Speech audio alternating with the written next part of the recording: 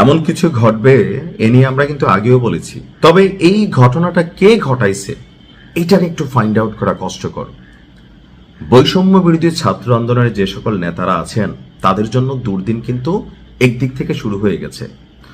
অর্থাৎ আপনার যখন একাধিক শত্রু থাকবে তখন আইডেন্টিফাই করা কষ্টকর আপনাকে যে হিট করলো ওই লোকটা আসলে কে।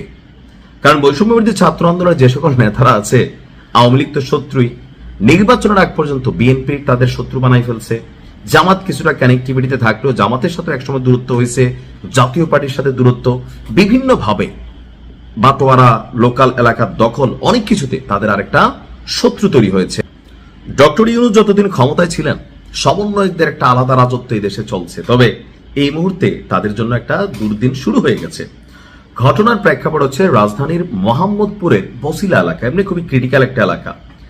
সে এলাকায় ইব্রাহিম খলিল শুভ নামে এক যুবককে পিস পিস কইরা প্রায় মৃত্যুর কাছাকাছি পৌঁছে দেওয়া হয়েছে। তার পরিচয় হচ্ছে তিনি বৈষম্য বিরোধী আন্দোলনের মোহাম্মদপুর থানার সমন্বয়ক এবং জুলাই যে হত্যা মামলাগুলো আছে সেই মামলাগুলোর একজন সাক্ষী।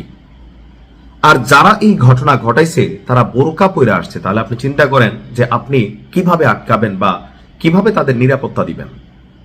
আর নিরাপত্তা কি আসলে দেওয়া সম্ভব?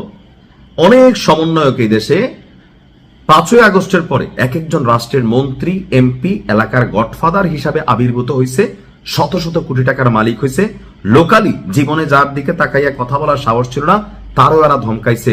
রাজনৈতিকভাবে অনেকের সাথে এই ঘটনা করছে, অনেকে ভালো কাজও করছে।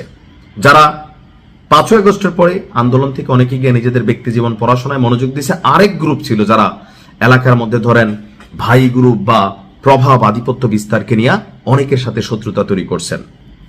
ঘটনার প্রেক্ষাপট হচ্ছে 22 ফেব্রুয়ারি দিবাগত রাত বসিলা এলাকার একটা চা দোকানে বসে চা খাচ্ছিল এই কি বলা হয় যে আপনার যে সমন্বয়ক আছে।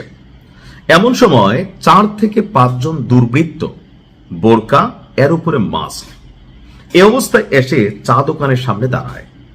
তারা চায়ের অর্ডার দেয়। বেশি কিছু বুঝে ওঠার আগেই এই 5 দুর্বৃত্ত এই সমন্বয়ককে পিস পিস করে ফেলছে, পুরা প্রায় মৃত্যু সজ্জায় আছে। তাকে উদ্ধার করে সাথে সাথে স্থানীয়রা পঙ্গু হাসপাতালে নিয়ে যায়। সেখানে তাকে এই মুহূর্তে চিকিৎসা দেওয়া হচ্ছে। ইব্রাহিমের স্বজনদের দাবি জুলাই হত্যা মামলার সাক্ষী হওয়ার কারণে তার উপর এই হামলা করা হয়েছে। এখন এইটারও দুইটা প্রেক্ষাপট আছে। বাংলাদেশে গত 18 মাসে ইউনূস সরকারের আমলে যতগুলা মামলা হয়েছে যারে তারে নিয়ে জুলাই হত্যা মামলার আসামি বানাই দিছে। কেউ না কেউ তো সাক্ষী হয়েছে। এখন নিরীহ কোনো মানুষকে যদি আপনি অপরাধী বানাই দেন, সে হয়তো আপনার বিরুদ্ধে কোনো অ্যাকশন নিতে পারে না। কিন্তু যখন একজন দুর্বৃত্ত অথবা প্রভাবশালী, ক্ষমতাশালী ব্যক্তিত্ব, আপনার হাতে একটু ক্ষমতা ছিল, আপনি এই লোকটারে ফাঁসাই দিয়েছেন অথবা টাকার জন্য আটকাইছেন, আবার ঘটনা সত্যিও হতে পারে। তো যেটি হয়েছে একটা শ্রেণী তো তাদের শত্রু হয়েছে। এখন পরিবারের দাবি সাক্ষী হয়। তো কার কার সাক্ষী তিনি হয়েছিলেন? পুলিশ বলছে নির্বাচন পরবর্তী সময়ে একটি গ্রুপ দেশকে অস্থিতিশীল করার জন্য উঠে পড়ে লেগেছে। তবে স্থানীয় আধিপত্য বিস্তারকে কেন্দ্র করে এই হামলার ঘটনা ঘটে থাকতে পারে বলে পুলিশের প্রাথমিক ধারণা। আমারও ধারণা এটাই। কেন? প্রকৃত ঘটনা পুলিশ ইনভেস্টিগেশন করবে। কারণ হচ্ছে ওই যে প্রথমেই বলছি, এলাকা আধিপত্য বিস্তার, দখল, কেউ এলাকার গডফাদার হয়ে গেছে। এখন বিএনপি ক্ষমতায় আসছে, পরিস্থিতি বদলাচ্ছে, এটা অনেকের হজম হচ্ছে না।